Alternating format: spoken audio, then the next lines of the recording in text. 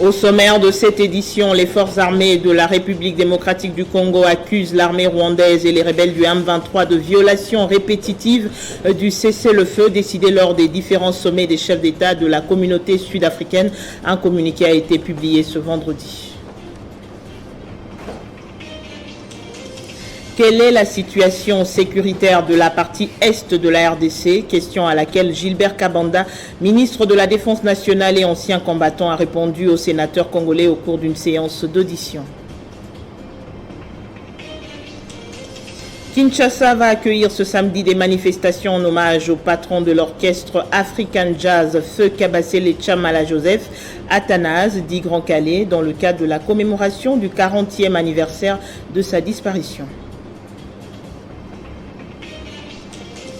Après le séisme en Turquie et en Syrie, on déplore désormais 22 300 morts alors que la phase de recherche des survivants se termine. Une nouvelle étape commence avec l'organisation de l'aide humanitaire pour les survivants qui se fait d'ailleurs difficilement. Bienvenue à tous. On ouvre avec la visite du président Félix Tshisekedi aux îles Comores où il a été reçu par son homologue Azali Assoumani. Les deux chefs d'État ont abordé les questions importantes de coopération entre la RDC et le Comore et surtout la question sécuritaire dans l'est du pays. Le président comorien sera le prochain président tournant de l'Union africaine. À quelques jours avant l'ouverture du sommet des chefs d'État de l'Union africaine, qui se tiendra du 18 au 19 février à Addis Abeba.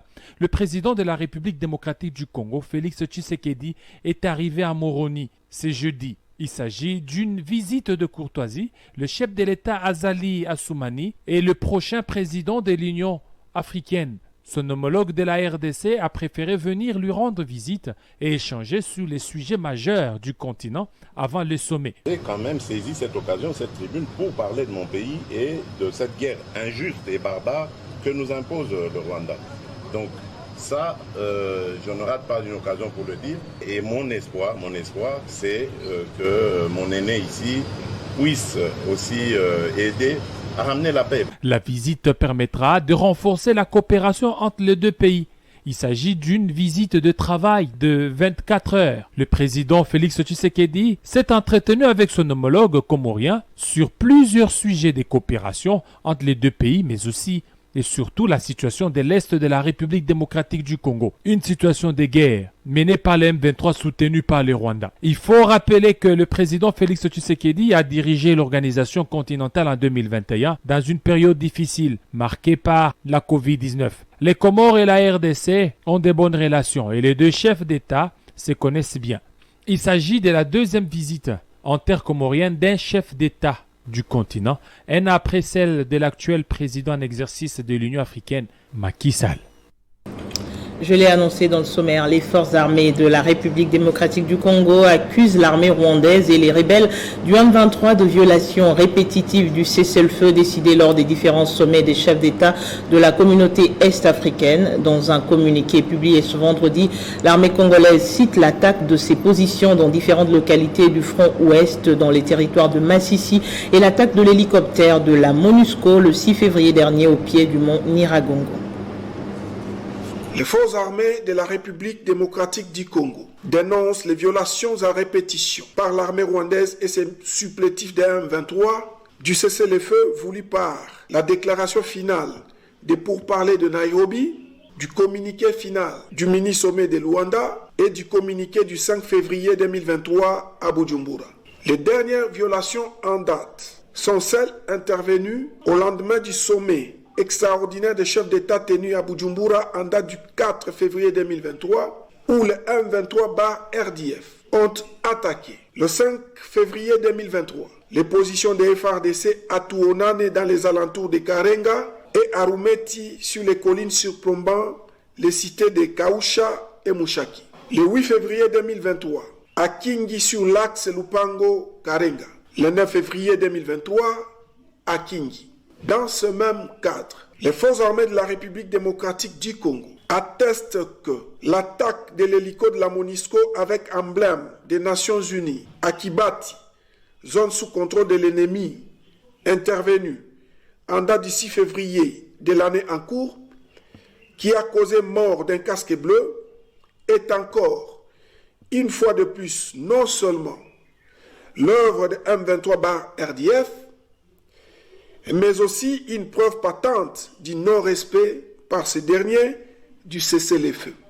Vous vous souviendrez, par la même occasion, que le M23/RDF n'est pas à sa première attaque contre les militaires du maintien de la paix, car en date du 26 mars 2022, ces derniers avaient abattu un autre hélico de la MONUSCO dans le groupement Boussanza, causant ainsi la mort de 8 casquets bleus.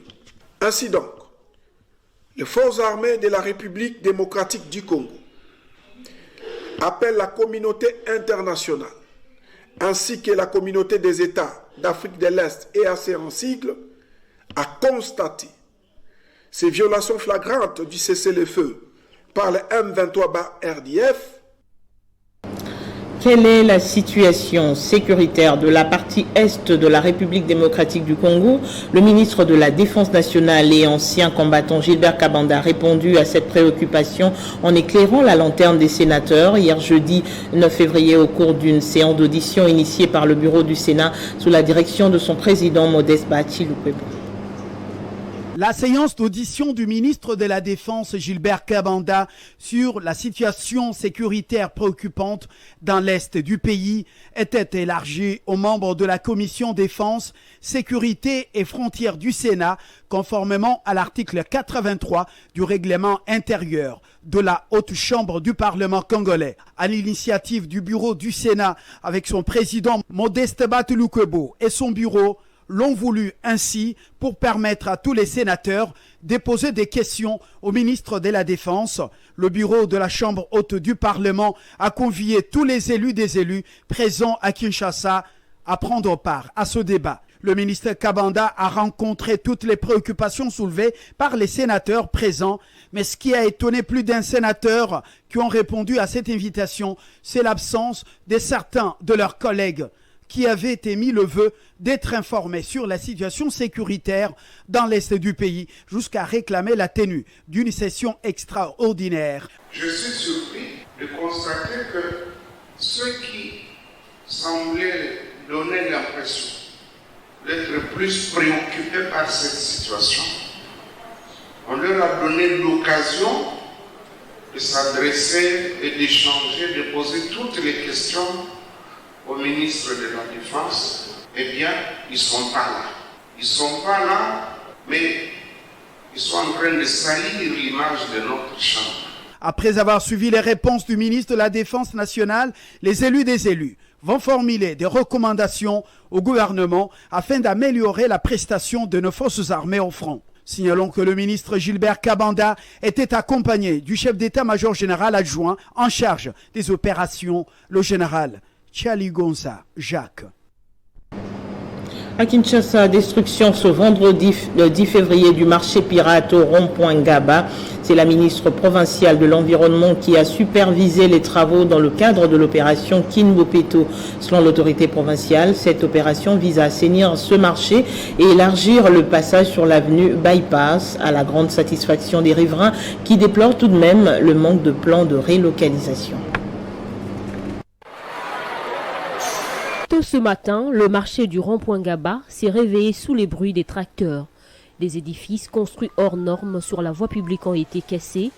L'hôtel de ville de Kinshasa a décidé d'assainir ce marché et surtout élargir la route bypass pour éviter les embouteillages. Une opération coup de poing qui est saluée par le riverain.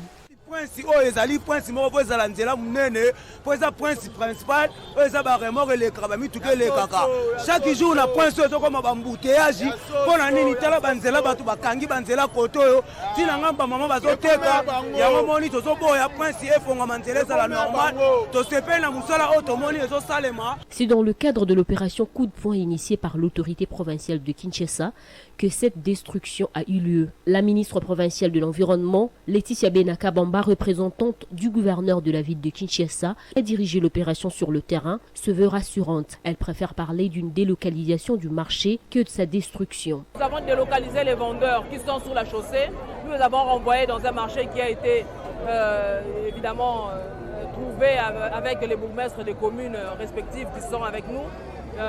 En l'occurrence, je cite Makala et Ngaba, et ainsi que le travail avec Achako, qui est censé également délocaliser les arrêts de bus vers les routes secondaires que nous avons identifiées et ouverts également à la circulation. Donc je pense que, comme je ne cesse de le dire, le gouverneur le dit maintes fois que Kinshasa Mopeto est un état d'esprit qui veut que nous puissions changer de mentalité, ce n'est pas un slogan.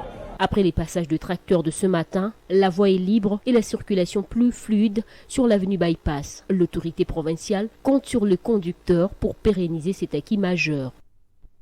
Et pour rajeunir l'administration publique, le vice-premier ministre Jean-Pierre Liaou a lancé le processus de recrutement des agents de la nouvelle administration du ministère du numérique à travers un concours ouvert qui va permettre à la RDC de disposer d'un personnel qualifié pour cette nouvelle administration technique. Le processus du rajeunissement qualitatif et compétitif voulu par le chef de l'État, Félix Antoine Tshisekedi Tshilombo, se poursuit normalement avec le lancement du concours de recrutement des agents de l'administration du ministère du numérique ce jeudi 9 février par le vice-premier ministre, ministre de la fonction publique Jean-Pierre Liaou. Après la série des départs à la retraite de plus de 10 000 agents intervenus au cours de l'année 2022, le vice-premier ministre Jean-Pierre Liaou, sous la coordination du premier ministre Sama Lukonde, a déclenché le processus du rajeunissement, fait de manière méthodique, qualitative et compétitive dans le but d'abolir le régime de privilèges. J'ai le plaisir donc de lancer ce jour le début du processus de dépôt de candidature. C'est le concours qui sera privilégié.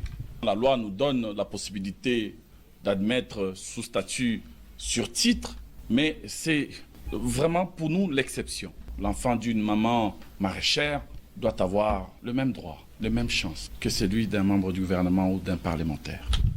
Et le ministre du numérique, Eberhard Kolongele, a révélé la nécessité de la mise en place de cette administration purement technique. En toute transparence, les personnes intéressées devront se rendre sur les sites de l'École nationale d'administration ENA en sigle pour le dépôt des candidatures, ainsi que sur les sites officiels du ministère du numérique et de la fonction publique. Ce processus du rajeunissement débité va se poursuivre dans d'autres administrations. Le ministre ad interim de Transport, Marc Ekila, tient à l'effectivité du projet Métro-Kin en vue de faciliter la mobilité des Kinois et d'espérer enfin mettre un terme aux monstrueux embouteillages qui se forment dans la mégapole aux heures de pointe. Une séance de travail a eu lieu avec les responsables de cette entreprise pour s'assurer de l'évolution du dit projet. Marc Ekila Likombo tient à l'effectivité de ces projets de transport de masse en vue de faciliter la mobilité des Kinoises et Kinois et d'espérer mettre un terme aux monstrueux embouteillages qui se forment dans la mégapole aux heures de pointe. Au sortir de la réunion, Eric Oneponga Yongo, directeur général de Métro-Kin, a salué les avancées significatives de ces projets en vue d'améliorer les systèmes de transport en commun. Faction sur le visage de son Excellence Monsieur le Ministre, parce qu'il était question de montrer que ça évolue, et réellement ça évolue. Et nous sommes maintenant à l'étape de pré-travaux, ça veut dire les concessionnaires qui sont tout au long du tracé sont en train de s'organiser pour vider les lieux, ça veut dire déplacer leur réseau. La délégation de Métro-Kin a reçu toutes les assurances de la part du ministre AI qui a promis à ses hôtes de tout mettre en œuvre pour opérationnaliser ces vastes projets innovants du train urbain moderne tant attendu par les habitants de Kinshasa. Au total, Métro-Kin prévoit 300 km de voies ferrées pour toutes les 4 phases du projet couvrant l'ensemble de la ville de Kinshasa. Les travaux de la première phase iront de la gare centrale jusqu'à l'aéroport international d'Ndjili pour 25 km. Le gouvernement Sama Lukonde avait débloqué une somme importante à travers le BCECO pour viabiliser ces projets ambitieux portés par le chef de l'État Félix Antoine Tshisekedi pour assurer la mobilité des Kinois. Notons que la société Métro-Kin est née d'un partenariat public-privé entre l'hôtel de ville de Kinshasa, la société commerciale de transport et des ports SCTP SA et Transconnexion Congo. Promotion de la culture fiscale, l'ASBEL, un Congo nouveau pour tous, va sensibiliser la population sur le paiement de l'impôt à travers des meetings populaires, des conférences dans des églises. Le but étant d'encourager en priorité les autorités au civisme fiscal afin d'accroître les recettes de l'État. Le gouvernement congolais manque souvent les moyens de sa politique faute de la maximisation de recettes. Cela est causé principalement par la non-exemplarité des dirigeants concernant la mentalité congolaise sur le civisme fiscal. Pour renverser cette tendance, l'association sans but lucratif Un Congo nouveau pour tous vient de lancer à l'aube d'une nouvelle législature la campagne de sensibilisation préélectorale sur le civisme fiscal dénommée Bakunzi Aboende Tozoluka. Nous nous sommes engagés spécifiquement dans la promotion de la culture fiscale en République démocratique du Congo. Une initiative visant à éveiller la population sur la situation fiscale des dirigeants afin d'élire les candidats en règle avec les impôts.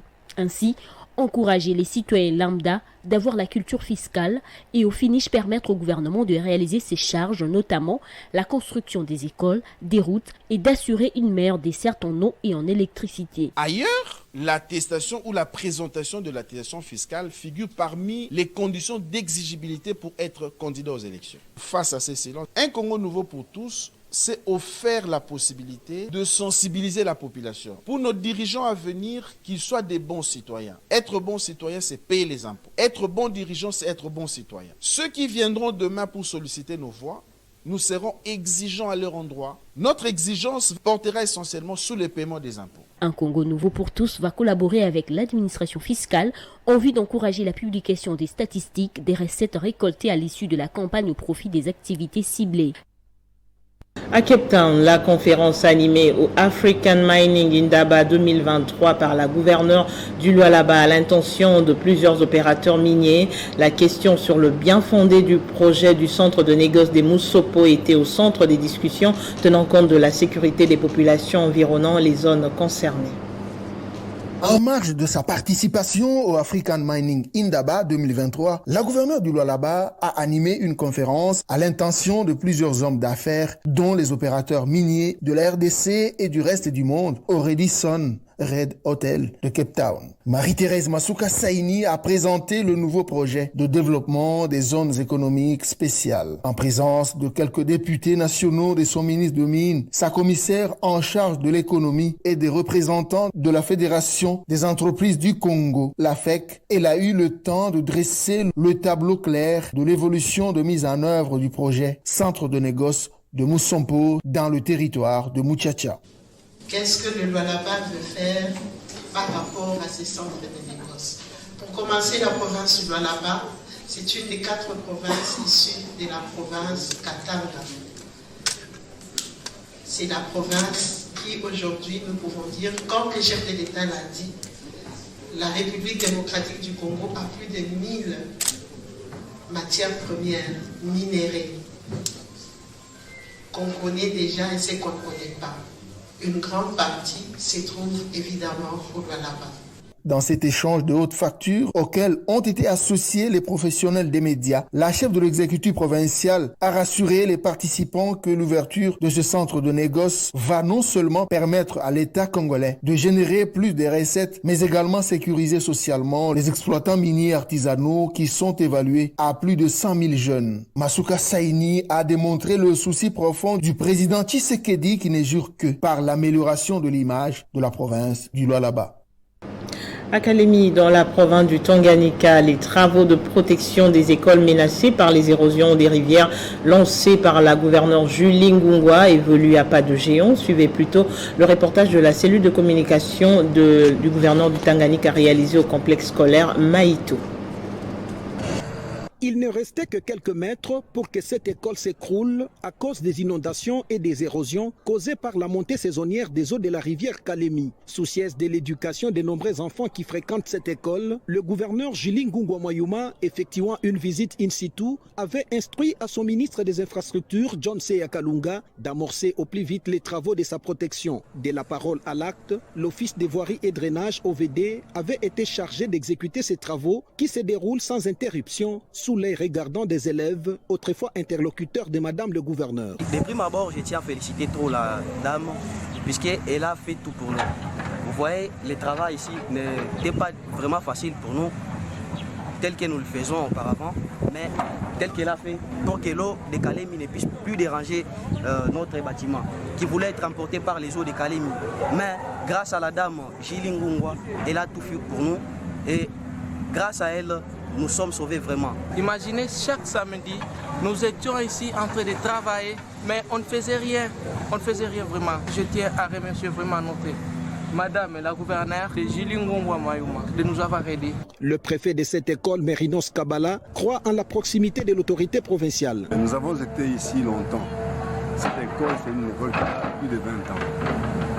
L'école a été menacée, cette menace a coûté plus de 20 ans. Nous avons écrit, nous avons réécrit, nous avons parlé, nous avons demandé. Personne n'a répondu. Aujourd'hui, nous avons écrit, nous avons frappé à la porte, elle est venue. Elle a vu et elle a agi. Tous nous réjouissent, nous sommes très contents parce qu'elle fait des actions très concrètes. Nous ne sommes pas dans les théories, nous sommes dans le monde pratique. Ces travaux s'effectuent concomitamment avec ceux de la réhabilitation du pont qui lie les camps GD à la cité de Kalemi ou encore ceux du pont Katanika, tous sur la même rivière Kalemi, sur fonds propres du gouvernement provincial. Accueil des nouveaux étudiants à l'université de Lubumbashi. Une cérémonie officielle a été organisée dans l'amphithéâtre Prof Kalaba. Maître de cérémonie, le recteur de l'UNILU, le professeur Gilbert Kishiba Fitula. Parmi les nouveaux inscrits, les étudiants de Kinshasa et ceux d'autres pays d'Afrique.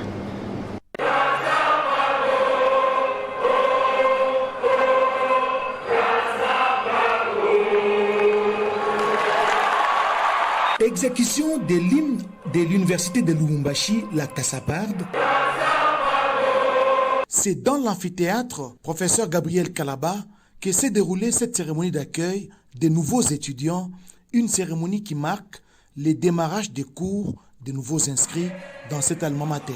Le choix de l'UNILU n'est pas un fait du hasard pour ces étudiants venus de différentes provinces de la RDC et de pays africains comme la Zambie, le Congo-Brazzaville et le Cameroun. Je suis de nationalité camerounaise. J'accepte de venir étudier à l'université de Lubumbashi parce que les preuves de mes prédécesseurs camerounais sont irréfutables. Pour le recteur de l'université de Lubumbashi, le professeur ordinaire Gilbert Kishiba Fitula, l'université de Lubumbashi constitue au-delà de la formation un lieu de rencontre des différentes cultures, des différents peuples et de l'universalité. Nous attendons de vous une entière participation. À l'université, vous êtes partie prenante de votre formation. Ne laissez pas d'autres faire ce que vous devez faire. Il n'y a pas de procuration ici, il y a la responsabilité. Et dans la responsabilité, il y a quoi? Il y a responsable. Dans responsable, il y a quoi? Il y a réponse. Vous êtes une réponse aux questions de notre société. Des milliers d'étudiants congolais et ceux venus d'ailleurs sont encadrés dans cette université qui se veut aujourd'hui les fleurons du savoir, non seulement pour la RDC, mais aussi pour l'humanité tout entière. Et à l'Institut national des bâtiments et travaux publics ici à Kinshasa, le lancement du 3e cycle a eu lieu. Une cérémonie présidée par le directeur général qui vise à former les formateurs des différentes institutions universitaires. Pour cette école doctorale, le ministre de tutelle Moïndo Nzangi a autorisé son ouverture à Tambo. C'est une cérémonie inédite à l'Institut national des bâtiments et travaux publics. Une cérémonie consacrée à l'inauguration de la rentrée scientifique de l'école doctorale INBTP ESAU. De Clermont-Auvergne INP pour Institut National Polytechnique. Pour le directeur général de l'INBTP, le professeur Dr Fils Makanzou, ce 3e cycle permettra de former les formateurs, entendez, les docteurs à thèse et des diplômés d'études approfondies. Et aujourd'hui, c'était comme une rentrée pour nous en tant que chercheurs ici à l'INBTP. Donc, nous ne sommes plus des simples techniciens. Nous sommes venus des ingénieurs, au vrai sens du mot. Et nous voulons nous aussi avoir une place au sein de la corporation des chercheurs congolais. Cette cérémonie inaugurale a connu l'accompagnement de quelques enseignants occidentaux partenaires de l'école doctorale. Voir quand même qu'il y a plusieurs filières qui sont beaucoup plus sollicitées par les apprenants.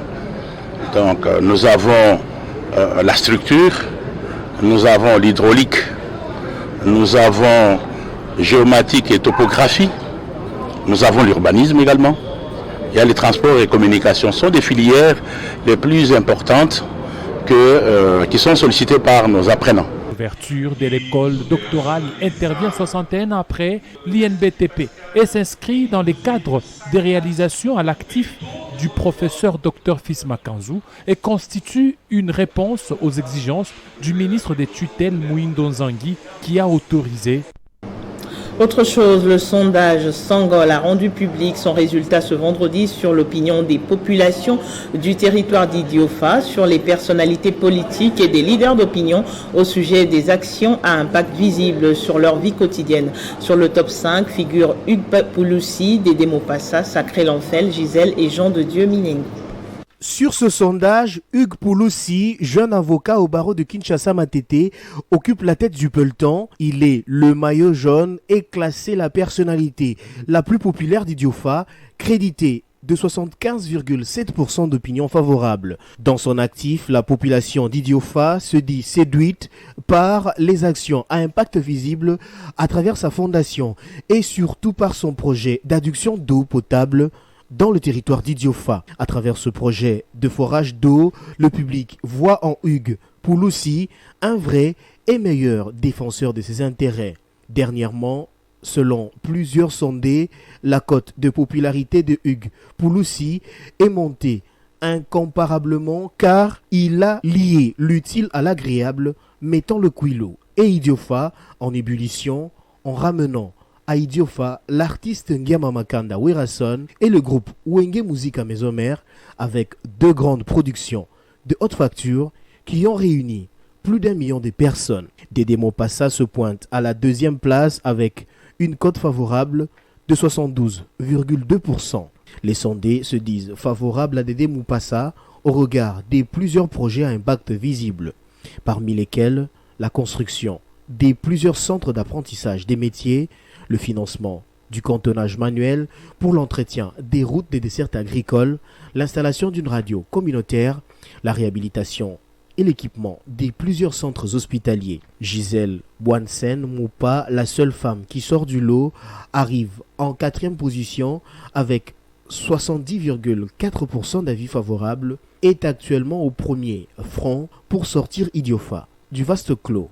Dans leur actif, les sondés se disent satisfaits de son engagement, son esprit managérial et son lobbying au niveau des décideurs politiques pour la réalisation du projet de construction de la route Ingudi-Idiofa, mais surtout la construction des lignes de transport d'électricité de la centrale hydroélectrique de Kakobola jusqu'à Idiofa.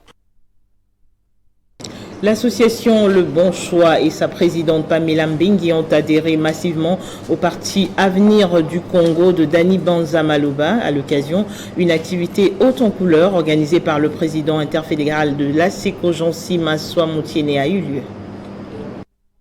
Organisé par le président interfédéral de la ville-province de Kinshasa, Jean-Si Massoua Moutiene, la formation politique Avenir du Congo, à coïncide, parti cher à l'ambassadeur Dani Banza Maloba, a intégré l'un des gros poissons des associations de Kinshasa en son sein. Pamela Mbengi, présidente de l'association Les Bons Choix, avec en sa suite plus d'une dizaine de milliers de membres, ont adhéré à l'Avenir du Congo en ce jour.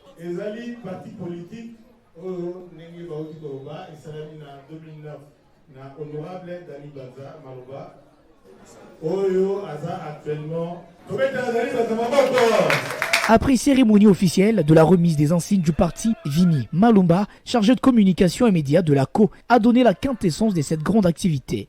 La cérémonie d'aujourd'hui, déjà, c'est une adhésion massive, organisée déjà, disons, initiée par l'honorable Jean-Si Massoua, qui est interfédéral de la commune de Kinshasa. Donc cela veut juste dire que les batteries sont activées. ACO, Avenir du Congo, a activé ses batteries pour 2023. Donc il n'y a plus de temps de repos pour nous. Au siège de la côte Kinshasa, cris de joie, slogans, chants et danses, la manifestation entière s'était déroulée dans l'ambiance festive et dans la joie de tous ces nouveaux membres de l'Avenir du Congo qui soutiennent pleinement et accompagnent la vision du président de la République, Félix Tshisekedi. Le rendez-vous de ce vendredi 10 février pour l'annuelle cérémonie d'échange des vœux des agents et cadres des lignes maritimes congolaises ESSA a été respectée. Au-delà de l'aspect festif, le directeur général Jean-Claude Mukendi a profité de cette rencontre pour rassurer ses agents de l'amélioration des conditions de travail. C'est sous les ovations des agents des lignes maritimes congolaises que le directeur général Jean-Claude Mukendi Mbiya-Mwenza a fait son entrée dans la salle. Un moment festif auquel aucun agent ne pouvait manquer, des hauts directeurs aux agents de maîtrise, tous solennellement vêtus en tenue des villes, aux côtés des délégués et permanents syndicaux. C'était un moment de partage et de retrouvailles. Les moments tant attendus étaient le message de vœux du directeur général Jean-Claude Mukendi Mbiya-Mwenza aux agents. Le numéro 1 de LMC a remercié de prime abord le président de la République, Félix Tshisekedi, pour son attention particulière au LMC, notamment sa volonté de doter aux géants de mer des navires en propre avant d'inviter les agents et cadres de donner le meilleur d'eux en cette année pour atteindre les objectifs assignés. Son Excellence, Monsieur le Président de la République, chef de l'État, à qui nous rendons nos hommages le plus déférents et témoignons notre soutien indéfectible au moment où notre pays subit une guerre injuste sous la houlette du M23 soutenu par le Rwanda. Nous saisissons cette occasion pour le rassurer que notre société, Armement National, Ligne Maritime Congolaise, marchera toujours dans les faisceaux lumineux de sa vision salvatrice pour la République démocratique du Congo. L'ensemble du personnel LMC, très séduit par les contenus du plan de relance, de l'amélioration du social et surtout de l'acquisition prochaine des navires, a ovationné son DG, signe d'une bonne collaboration professionnelle au sein de l'armement national. Après le séisme en Turquie et en Syrie, on déplore désormais 22 300 morts alors que la phase de recherche des survivants se termine. Une nouvelle étape commence avec l'organisation de l'aide humanitaire pour les survivants qui se fait d'ailleurs difficilement. Le chef de l'ONU espère l'ouverture d'autres passages frontaliers entre la Turquie et la Syrie et demande un cessez-le-feu aux hostilités en Syrie pour que les sinistrés bénéficient de l'aide humanitaire comme il se doit. 40 ans de décès de Joseph Athanase Kabasele Chamala, dit Grand Calais. C'est déjà pour demain samedi à Kinshasa. Les festivités seront marquées par le dépôt des gerbes des fleurs au cimetière de l'illustre artiste à la Gombe, suivi d'une messe de recueillement qui sera dite à la cathédrale Notre-Dame du Congo, puis d'une cérémonie dînatoire au cours de laquelle seront prononcées des allocutions. Justement sur ce plateau, l'un des organisateurs, patron de l'espace 50, Jean-Marie Kassamba, nous rejoint pour plus de détails sur l'événement. Bonsoir Jean-Marie et bienvenue. Bonsoir madame. Alors pourquoi avoir attendu 40 ans et qui est-ce que Grand Calais était? Qu'est-ce qui était Grand Calais pour ce pays? Bon, d'abord 40 ans c'est beaucoup, mais aussi c'est peu. Beaucoup parce que 4 décennies depuis que Grand Calais nous a quittés en 1983, et les Zaïre et les Congos, les deux Congos d'ailleurs, avaient passé un peu, je dirais, aux pertes et profits. Beaucoup de nos artistes et musiciens, pas seulement le Grand Calais, Franco Lambo-Bakedi, Abeti Masikini, Pongolov, Chalamana, il n'y a pas longtemps. Donc, il y a comme une espèce d'amnésie un peu dans notre façon d'honorer les grandes figures de notre culture. Mais il n'est jamais trop tard. C'est d'abord à l'initiative de la Fondation Grand Calais, sa famille, ses enfants, ses arrière-petits-enfants, avec notamment un rôle très important joué par l'honorable Claudia Sassou Nguesso, qui fait partie de la famille de Grand Calais. Le ministère de la Culture de notre pays et de Congo-Brazzaville se sont associés à cette année, donc qui coïncide avec les 40 ans de la mort de Grand Calais, pour lui rendre cet hommage. Et ça tombe bien aussi parce que notre patrimoine commun, qui est la rumba, a été honoré au niveau de l'UNESCO comme patrimoine mondial. Donc ça fait une coïncidence de beaucoup d'événements qui fait qu'aujourd'hui, c'est le moment opportun pour rendre hommage enfin à ces pères de la musique congolaise moderne. Vous avez parlé tantôt d'une amnésie pour ceux qui le connaissaient et pour ceux qui ne le connaissaient pas, pour la jeune génération. Vous pouvez rappeler l'héritage qu'a légué Grand Calais dans la musique congolaise? Grand Calais, c'est, on le dit, le père de la musique congolaise moderne. mais c'est plus celui qui a modernisé, rendu professionnelle la musique congolaise. C'est l'un des premiers, pour ne pas dire le premier, à avoir constitué des orchestres. Il écrivait la musique. Il a propulsé des grands artistes comme Manu Dibango par exemple, ou même, je dirais, ici chez nous, Taboulé Rochereau qui était à ses côtés, mais aussi Nico Kassanda par exemple, vous voyez. Mais c'est aussi celui qui était en 1960 à Bruxelles, à cette fameuse conférence de la table ronde qui a consacré donc notre indépendance, qui a composé Indépendance Tchatcha, qui a composé toutes ces belles chansons de cette époque-là, qui ont fait que et l'Afrique et le monde avaient un focus sur la République démocratique du Congo. Depuis Bruxelles, on faisait rayonner notre culture. Depuis que Grand Calais a été en quelque sorte au centre de notre musique, tous ceux qui sont venus après lui se sont imprégnés de son style managérial, de sa façon d'être. C'était un homme politique aussi, parce que c'est quelqu'un qui était très adroit, il n'aimait pas la médiocrité, il était propre, très professionnel, et donc son héritage court jusqu'aujourd'hui. Donc, tous les grands artistes aujourd'hui qui veulent être des bons, en quelque sorte, artistes de notre musique, doivent s'inspirer de Grand Calais. Et il n'est pas en quelque sorte dans les oubliettes, parce que si vous écoutez aujourd'hui Indépendance Tchatcha, vous écoutez tous ces morceaux qui sont en quelque sorte immortels aujourd'hui, mais Grand Calais est encore vivant. Et donc c'est un héritage incommensurable qui doit être bonifié et surtout utilisé par les nouvelles générations. En tant que l'un des organisateurs, qu'est-ce qui est prévu, notamment demain Alors, vous l'avez dit un peu en amorce tout à l'heure, il va y avoir une grande messe qui va lui être rendue. Ensuite, sa tombe a été réhabilitée ici au cimetière de la Gombe. Il est prévu, en dehors de cela, en cette année, que Grand Calais sera honoré via une série de manifestations. Sa famille avait proposé même de placer son corps du cimetière de la Gombe pour nécropole ou lui rendre hommage avec un mausolée d'une de son rang. Mais demain, en soirée, il va y avoir une grande alors, soirée d'hommage, de gala, qui va réunir probablement, je mets entre guillemets, les deux chefs d'État, c'est-à-dire Félix-Antoine Tshisekedi et Denis Sassou Nguesso. Déjà, il y a des fortes délégations qui sont venues à la fois des Congo-Brazzaville, mais aussi de l'intérieur du pays, mais ici à Kinshasa, qui sont déjà ici présents à Kinshasa. Les mises en place sont en train d'être faites. Donc ça va être une journée riche en événements pour rendre hommage à Grand Calais. Et c'est le lieu ici pour inviter la presse de Kinshasa de couvrir cet événement avec beaucoup de patriotisme. Pas seulement pour être là à la soirée, mais il faut être à la messe, il faut aller au cimetière, il faut faire des papiers, il faut aller dans vos souvenirs, vos recherches pour trouver ce qu'a été Grand Calais et pour que le monde en tout cas sache qui a été ce grand homme pour nous et qu'est-ce qu'il représente aujourd'hui, parce que la rumba, c'est un patrimoine incommensurable, très riche pour le Congo. Merci beaucoup Jean-Marie Kassamba pour toutes ces précisions liées aux différentes activités organisées à l'occasion des hommages rendus au Grand Calais. Merci à vous. Merci à vous. C'est le rappel des titres.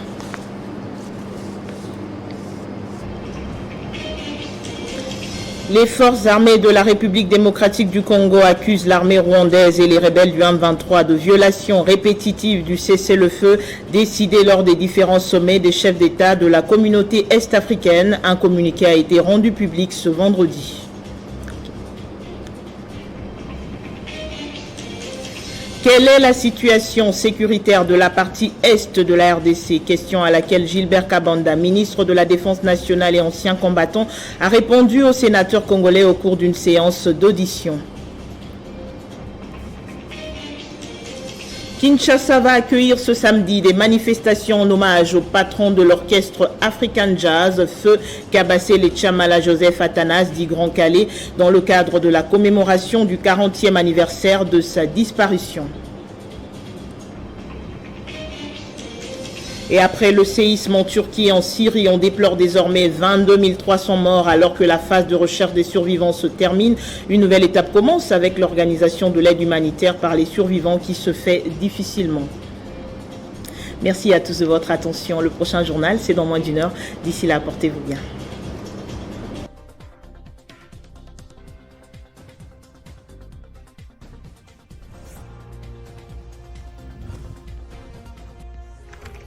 L'actualité reste en continu.